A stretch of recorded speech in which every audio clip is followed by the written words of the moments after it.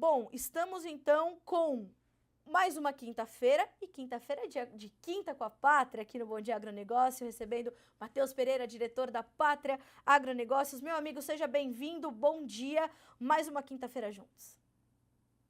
Bom dia, Carla. Bom dia a todos que estão nos assistindo. Prazerão tá por aqui. Bora lá, uma quinta-feira pós-feriado, o mercado que vem retomando gradativamente os negócios. Muita coisa para falar hoje, Carla.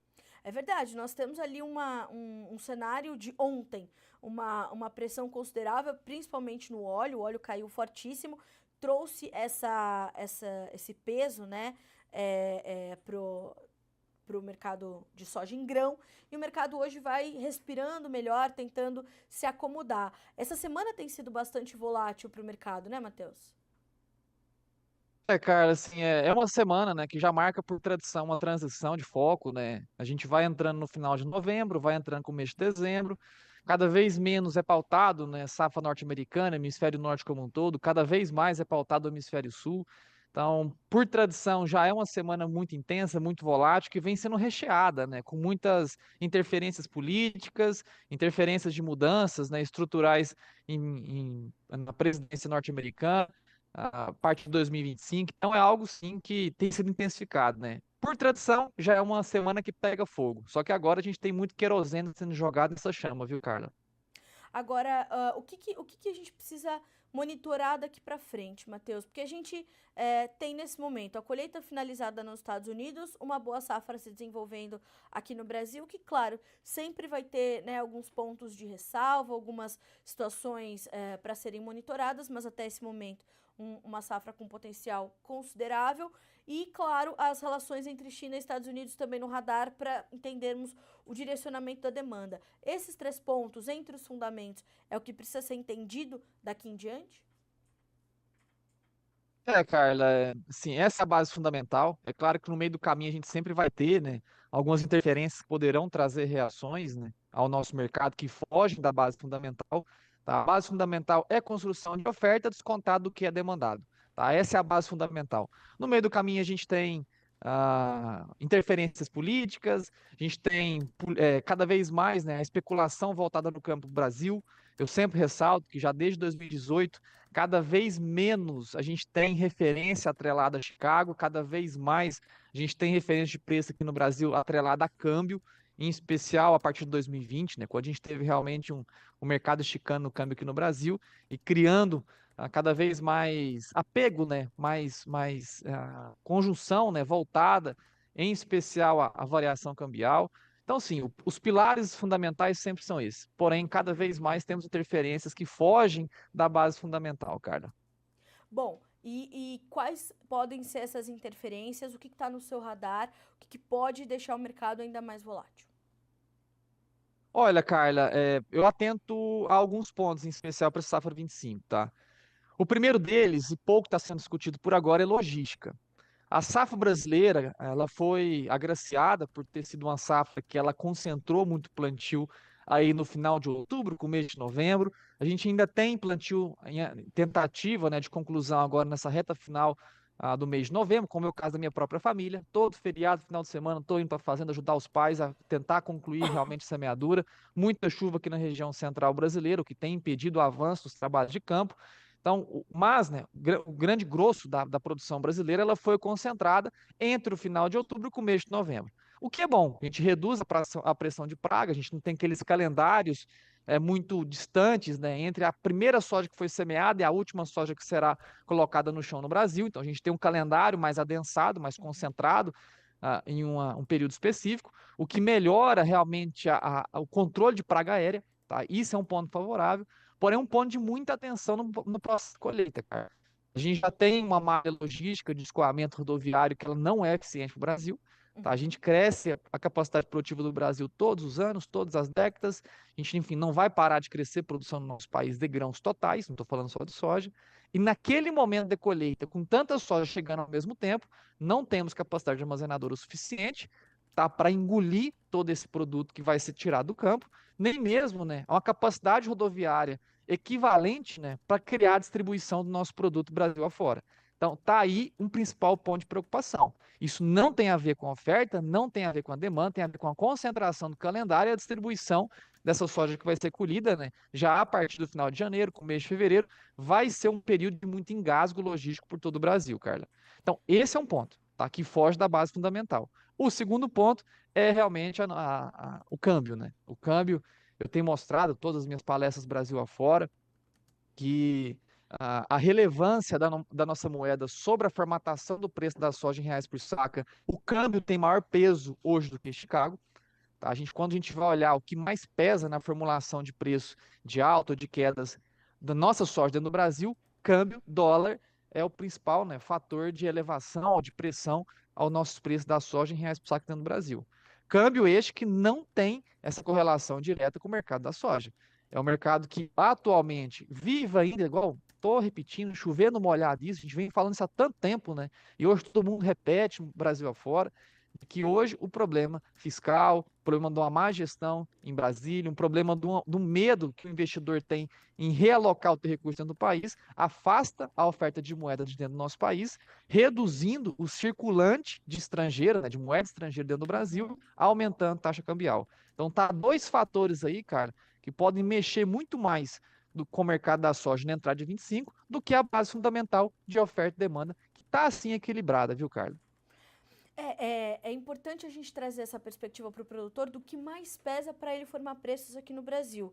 Porque, claro que a gente precisa olhar a base de referência que é Chicago, mas se a gente olhar outros pontos, a gente já sabe que tem um outro cenário. Apesar dessa pressão consistente em Chicago, Matheus, o cenário para o produtor brasileiro, ele poderia ser mais grave, não fosse esse suporte do câmbio e também dos prêmios? A gente poderia estar num outro cenário se a gente não tivesse esse dólar valorizado frente ao real? Com toda certeza, cara. Se não fossem prêmios, né, resgatando a capacidade, né, de preço do país, juntamente com o dólar, né, também colocando uma melhora substancial nos preços da soja no Brasil, a gente estaria em outro cenário. Porém, Carla, vale sempre ressaltar, estaríamos em outro cenário de preço da soja sendo ofertada ao Brasil, assim como estaríamos também em outro cenário, né, de preço de fertilizantes e alguns químicos e até sementes sendo ofertados dentro do nosso país. Então a realidade seria outra. A composição de custo total, juntamente com tudo que se tem, né, de insumos dentro das nossas lavouras hoje, que ultrapassa 2/3 de tudo que é produzido dentro das porteiras do Brasil hoje, quando o assunto é soja e milho, 2/3 é de produto importado. Então, teríamos também uma composição de preço diferente de venda de soja, mas irrefutavelmente teríamos também custos aí bem mais leves, né, ao produtor na safra 24/25. Bom, e quando a gente olha para esse quadro, Matheus, como é que nós temos visto o produtor se comportar? Nós vimos ali no início do plantio uma preocupação maior dele em efetivar negócios com uma incerteza muito grande rondando a safra, mas depois o clima se estabeleceu, deu espaço para o plantio deslanchar, embora já eu quero tratar um pouco mais contigo dessa sua preocupação no pós-colheita, acho isso fundamental, porque isso vai impactar nos custos logísticos também, mas nós víamos essa preocupação do produtor não avançar com novos negócios porque tinha insegurança sobre a sua safra. Com o clima melhor estabelecido e o plantio desenvolvendo-se melhor, já caminhamos para a reta final do plantio. Isso animou um pouco mais o produtor. Na última semana, você me dizia que os negócios ainda estavam um pouco mais contidos. Nessa semana que vai se concluindo, esse cenário ainda está assim ou o produtor se animou um pouco mais? Carla, é natural com que a gente vai encerrando os trabalhos de campo, e talvez só quem vive o campo percebe isso, tá? Por isso que eu sempre puxo a orelha aqui de quem fica muito dentro do arzinho condicionado e não sai a campo para entender a realidade do mercado de soja, tá? Não tem como a gente entender mercado de soja se não tiver lá dentro, né, entendendo como é a distribuição do produto, como é a intenção do produtor. Mercado é psicologia. Se a gente não entende a cabeça do produtor estando do lado do produtor, a gente não entende mercado, tá? Então, o que eu sempre ressalto, Carlos, é que nesse exato momento, quando a gente vai encerrando a semeadura no Brasil, é natural o produtor enxergando a tua lavoura em crescimento, em germinação, formação de estande, vegetativos iniciais V3, V5, uma soja já bem folhada, uma soja em desenvolvimento, aquelas ruas já em processo de fechamento. Aquele produtor consegue ter o sentimento de poder avançar com novas vendas. É por isso que às vezes, Carla, a gente fica aqui cutucando alguns e aqueles que mais se doem ficam levantando a voz, querendo fazer arruaça, que é o quê? Não adianta a gente reafirmar, criar forçar a grande parte da base produtiva, avançar com 70, 80, 100% do que foi vendido da safra futura, sendo que nem ainda eles conseguem enxergar se aquilo que está sendo produzido em campo vai chegar a uma capacidade de 60 sacas por hectare, 70 sacas, 80 sacas, 90 sacas, 100 sacas por hectare, quem, se Deus quiser, né, teremos algumas realidades observadas em sequeira esse ano nessa proporção. Então, de acordo que chegaremos agora à conclusão de plantio e enxergando, né, o produtor enxergando o porco engordando na lavoura, que é o que? A soja crescendo, entrando em vegetativo, criando saúde vegetal, tá? Aí sim que o produtor começa a avançar com novas vendas. Então é natural essa época do ano, cara, a gente ter mais avanço realmente de novas vendas, né? Porque a base produtiva começa, né, a enxergar a capacidade de venda. Já avançou grande parte das vendas, já cobriu o custo, mas agora consegue enxergar um pouco mais de escalonamento, né, de vendas futuras, abrindo mais o mercado para novas comercializações aí em 2025, Carla. Isso acaba sendo trazendo certo alívio para o mercado, eu imagino, diante dessa sua preocupação com o pós-colheita. Porque se nós tivermos um atraso no início da temporada, certamente a gente tem uma concentração de plantio e vamos ter uma concentração de colheita e mais oferta chegando de forma mais agressiva no começo do próximo ano, né, Matheus? Exatamente, cara, exatamente. A gente ainda tem a expectativa, né, de uma safra regular para os ciclos 2024 e 2025, tanto de soja quanto de milho. Temos já relatos de clientes pátria dentro do estado do Rio Grande do Sul, o maior produtor de milho verão, né? Só perdeu aí nos últimos anos para Minas Gerais por conta de problemas consecutivos da safra, tá? Mas esse ano, né, ainda com uma cultura estabelecida que poderá sim trazer de volta, né, o Rio Grande do Sul ao primeiro lugar como estado maior produtor de milho verão do nosso país. Dentro do Rio Grande do Sul existem já algumas regiões faltando chuvas, enquanto que aqui na região central brasileira a gente tem esses excessos, né, chuvas incessantes, que também existem pontualidades faltando, como é o caso do norte do Mato Grosso, algumas partes de Rondônia, aonde faltam-se chuvas no exato momento.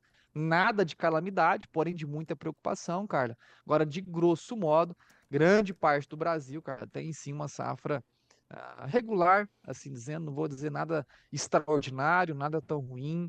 Vale lembrar que esses excessos de chuvas, né, agora em Goiânia aqui está tampado. A gente tem aqui toda a região centro-norte do estado de Goiás, né, estava ontem em Padre Bernardo, na Fazenda da Família, ajudando os pais. Região muito chuvosa ainda, todo o caminho de lá até Goiânia muito chuvoso. Então, essa limita potencial produtivo, mas não causa catástrofes produtivas, como é a ausência de chuvas. Então, temos sim ainda um palco sendo formado por uma safra regular, muita água a passar debaixo da ponte. Clima dezembro, clima janeiro vai definir realmente o potencial produtivo das lavouras em campo. Mas, por enquanto, uma safra regular que vem assim a trazer muita oferta da soja na entrada de 25 e um engasgo na garganta logística de escoamento, Carla. E o quanto disso pode pesar para a margem de rentabilidade do produtor, Matheus? Porque a gente está falando de uma safrona que vem aí, mas os mesmos portos, as mesmas estradas, né?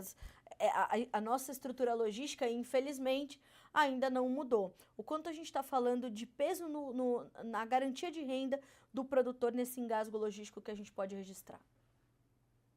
Carla, a garantia de renda hoje ela tá apertada, tá? Uma safra apertada. A gente vale lembrar que hoje olhar só os números, né? Talvez olhando no melhor momento de compra, no melhor momento de venda, o produtor poderia ter uma margem lucrativa, essa não é a realidade do campo, tá? Infelizmente, produtores, em especial, grande parte do centro-oeste brasileiro, são produtores que já avançam com muita antecipação as compras.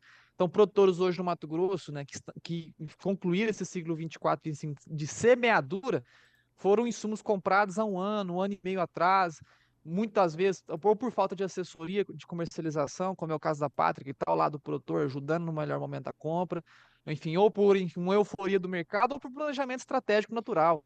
Tá, o produtor mato-grossense em especial, tá, tanto mato-grossense quanto o produtor de Rondônia, são produtores que têm esse costume, viu, Carla?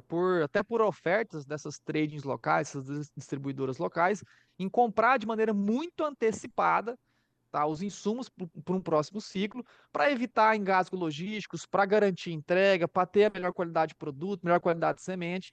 E essas compras, Carla, que são compradas de maneira muito antecipadas, foram comprados para o ciclo 24 e 25, né? Foram comprados a preço de 20, 30, 40, 50% acima, em alguns insumos específicos, do que aqueles que decidiram fazer a compra de boca de plantio.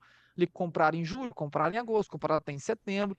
Tá? Então, quando a gente olha a realidade de margens, né, as margens do produtor que se antecipou para o planejamento estratégico logístico de entrega, infelizmente são margens muito apertadas, cara. Muito apertadas, percentualmente, margens historicamente muito ruins.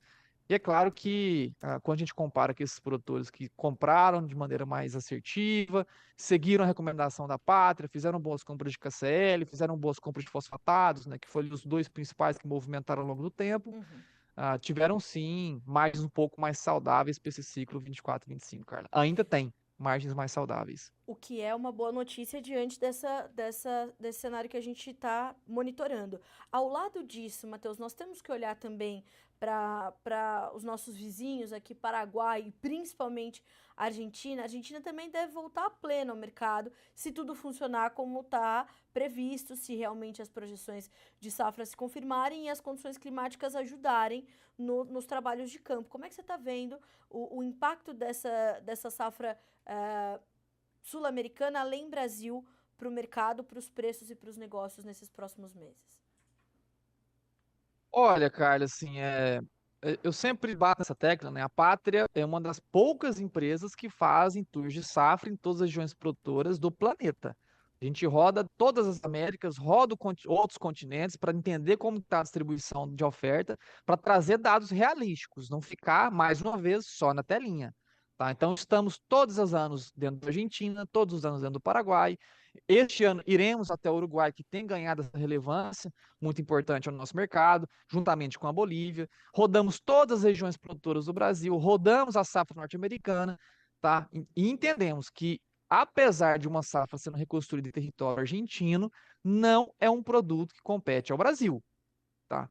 Argentinos ainda sofrem de décadas, né, de políticas, de uma tentativa protecionista, aonde subiu muitos encargos tributários a serem exportados de grão in natura, forçando a industrialização interna, deixando a cadeia toda ineficiente, o produtor hoje sem competitividade pelo grão in natura, tá? Esmagando a margem da base produtiva dentro da Argentina, porém a Argentina é uma grande fornecedora do grão processado, do farelo, é o maior fornecedor, né, de farelo ao planeta, quase 40% da matriz de exportação mundial de farelo vem da Argentina, Carla.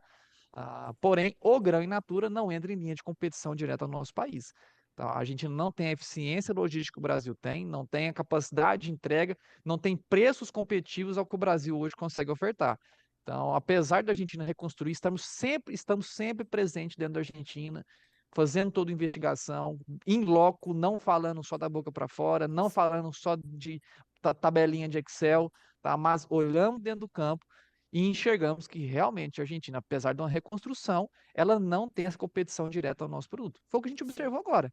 Este ano, o Brasil passando por uma escassez do grão comercializado, como é o caso do Mato Grosso, não tendo produto para a indústria, como é o caso da Rondônia, também escassez generalizada do produto, como é o caso aqui do estado do Goiás, regiões mais industrializadas, e não temos a capacidade de buscar os nossos vizinhos ser abastecidos, né, pela Argentina, que seria o grande detentor de oferta, porque não tem esse produto a ser exportado in natura dentro do nosso do território dos nossos irmãos Argentina, Carla. Bom, Matheus, eu vou fazer o seguinte, eu vou complementar esse assunto com a pergunta do Luiz Fernando Lisboa e já trazer a pergunta também do Vitor, que eu acho que uma está conectada com a outra. O Luiz Manda diz ver. assim, ó, Matheus, Luiz Fernando, Matheus, você acredita que com a vitória do Trump, o comprador chinês irá demandar mais soja brasileira agora para 2025 ou isso irá se refletir mais para a safra 2026?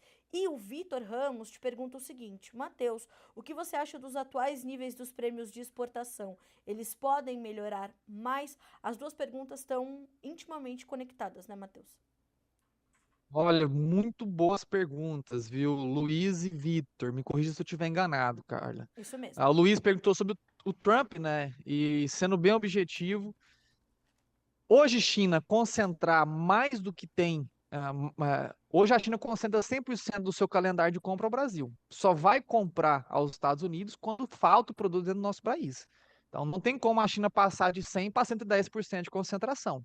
Já desde 2019, que foi o primeiro ano integral com a vigência da guerra tarifária, né, que elevou os preços da soja norte-americana a ser exportada para a China em 25%, essa mesma barreira tarifária que está vigente até hoje, que está ainda sob circulação de aumentar de 20% para 60%, quem decide isso não é Trump, quem decide isso é Xi Jinping, foi uma barreira imposta pelo lado chinês sobre o produto norte-americano.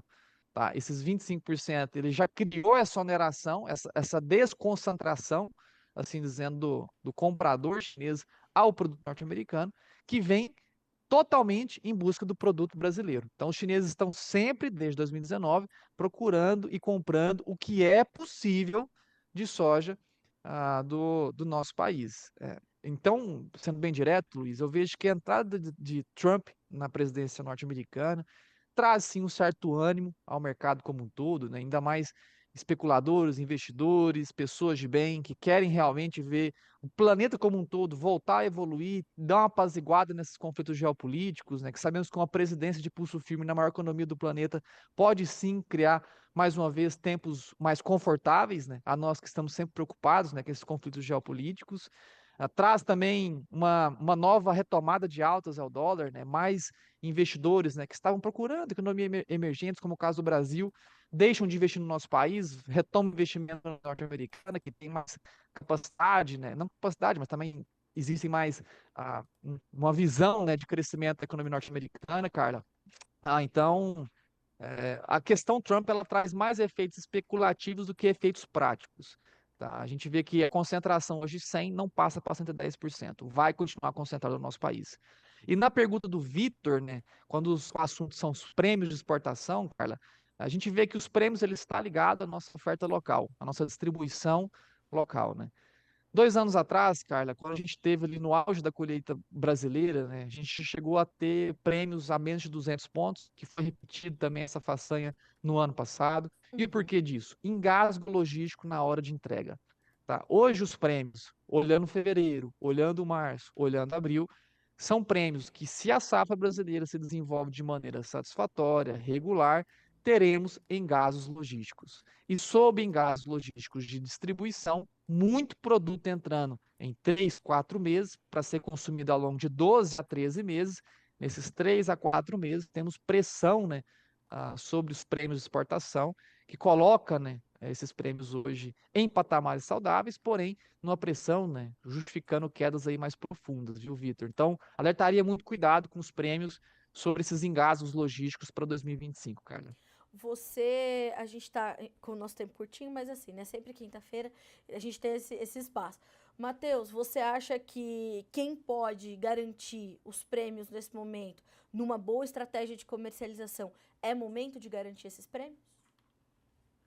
Sim, prêmios, eu diria em especial aquele produtor que precisa fazer venda durante esse período de colheita, tá? A gente sabe que esses períodos de colheita, eles estão sempre juntos, né? Aos momentos de necessidade de caixa, tá? A gente conhece os prazos 30 do 3 em partes do Mato Grosso, a gente conhece os prazos 30 do 4 em grande parte do Brasil, tá? Então, 30 de março, 30 de abril são prazos onde o produtor está postergando pagamentos para distribuidores locais de peças, distribuidores locais de insumos, tá? Então, para fornecedores de serviços. Então, nesses prazos, né, eu recomendaria aquele produtor que precisa de caixa e tem a oportunidade de fazer uma derivada e travar exclusivamente os prêmios, que sim, que é uma boa oportunidade de usar esses próximos dias ou semanas para avançar com essas travas, viu, Carla? E é claro, para definir a melhor estratégia, tem que procurar aqui a pátria do negócio, tá? Talvez não seja hoje, podemos ver, enxergar amanhã, esperar mais uma semana, podemos ganhar aí 5, 7, 15, 30% de prêmios em curto período de tempo. Eu só alertaria para não arrastar essas travas para a boca de colheita, aonde Sim. a gente vai ter uma grande dificuldade realmente em prêmios justificar alta. Matheus, uma última pergunta. Te preocupa aquele produtor que precisa vender em dólares para manter ali o casamento da moeda? Isso pode ser uma preocupação? Não, diria que não. Aquele produtor que faz a compra em dólares hoje, faz a venda em dólares, é o produtor onde ele tem menos preocupação possível, que ele já tira do fator, né, de conversão, câmbio, aonde está jogando na moeda, comprando em moeda estrangeira e vendendo em moeda estrangeira, ele é uma variável a menos para se preocupar. Então, na verdade, é uma despreocupação. Aquele produtor que tem acesso, e eu até estimularia a todos que estão nos assistindo que não são clientes pátria ainda, a procurar talvez o teu fornecedor local, tanto de insumos, né, quanto também o comprador local, a parte delas através de Cargill, através de Luiz Dreyfus, Bung, que são grandes trades que vão conseguir te formular preços, né, em dólares por saca, a tentar usar cada vez mais essas ferramentas, dolarizar o teu produto para evitar com que mais uma perna de composição de preço de soja interfira no teu dia a dia dentro da lavoura. Que a gente sabe que não é fácil, já falo isso 1000 vezes, vivo do campo também junto com a família, não é fácil a vida dentro do campo. Quando a gente tira dele, então, e olha esse mercado extremamente reativo, com muita especulação envolvida, dólar se tornou a variável que mais cria reações de preço, né, tanto de alta quanto de queda, desde 2020, com a chegada do Covid. Também falo isso incessantemente nas minhas palestras. Então, se evitar a ponta que tem mais volatilidade dentro da composição de preço, é uma estratégia, sim, para despreocupação, não para criar mais preocupação, Carla. Sim. Bom, é engraçado, né? É bom que a gente. Eu sempre falo aqui que a gente precisa defender a nossa liberdade de expressão, né, Matheus? Aí o Luiz Carlos Leite comentou aqui, ó. Notícias Agrícolas fica preocupado com a soja subindo. De jeito nenhum. A gente fica preocupado com a soja, né, Matheus? De uma forma geral. A gente está preocupado em garantir que o produtor receba boas informações para tomar decisões cada vez mais assertivas. E é por isso que a gente vai buscar saber com quem sabe mais que a gente, como é o caso da Pátria, por exemplo. Não tem preocupação, cara. Isso aqui, eu sei que às vezes a gente falar de maneira mais direta, né? Isso pode doer algumas pessoas, né?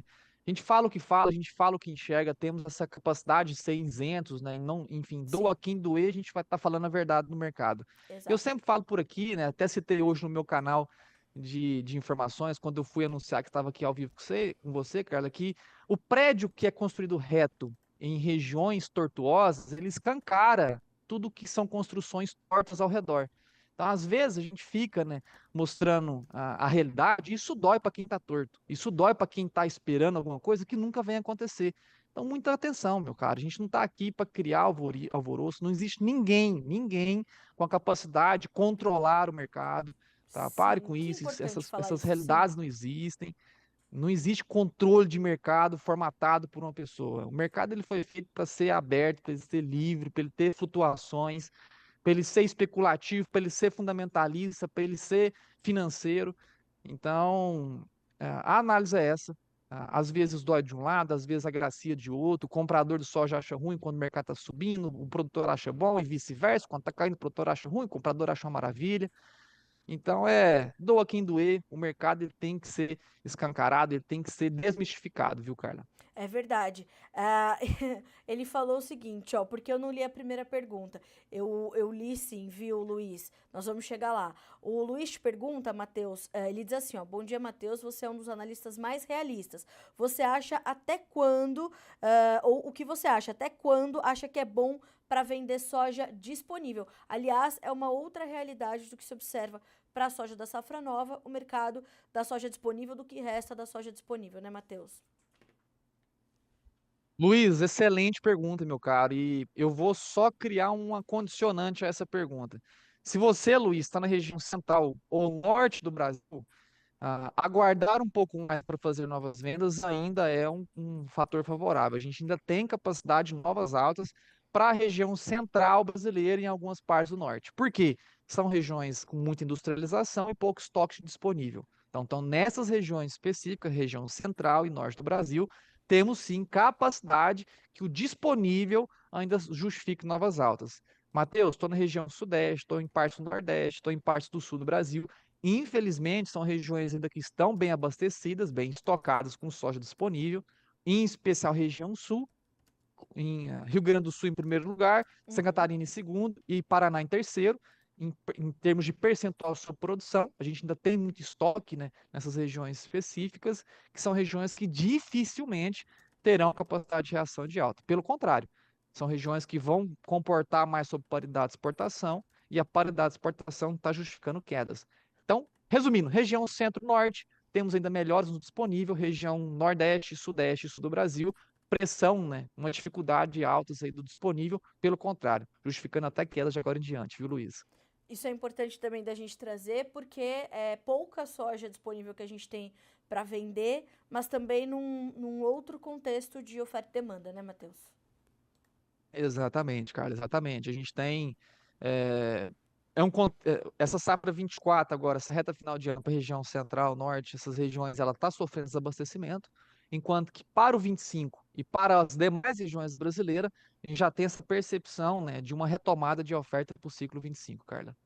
Bom, a gente vai acompanhar. Ele te agradeceu aqui, viu, Matheus, o Luiz. Bom, meu amigo, eu quero muito te agradecer também pela companhia. Sempre quinta-feira que vem a gente tá junto mais uma vez para continuar trazendo boas informações aos produtores que nos acompanham por aqui. E claro, né, acompanhar a Pátria nas redes sociais, porque lá tem sites de mercado o tempo todo, o que é determinante também para que essas estratégias de comercialização possam se renovar para o produtor aproveitar todas essas oportunidades que, por natureza, o mercado oferece, né, Matheus? Exatamente, Carla. Agradeço imensamente todas as participações, foram muito pertinentes hoje. A gente realmente tem que Sim. discutir. Estou aqui para dar a cara a tapa. Às vezes sai um aí meio entortado, uma pessoa que fica meio ressentida sobre o que eu falo. É aquele negócio: prédio torto em região torta, só mostra quem está torto. Então, agradeço imensamente. Fiquem todos com Deus. Quinta-feira, de novo, a gente está aqui, junto e misturado, para falar sobre o mercado de soja e milho. É isso mesmo. Até mais, meu amigo. Um ótimo restinho de semana para ti, um bom final de semana. Um abraço em todo o timaço da Pátria. A gente se vê quinta que vem. Até mais. Até logo. Fique com Deus. Tchau, tchau. Amém. Vocês também. Tchau, tchau. Bom, senhoras e senhores, 9 horas 5 minutos pelo horário de Brasília. Quero também agradecer aqui a todos os comentários que estamos recebendo. Obrigada pelo seu comentário, viu, Luiz?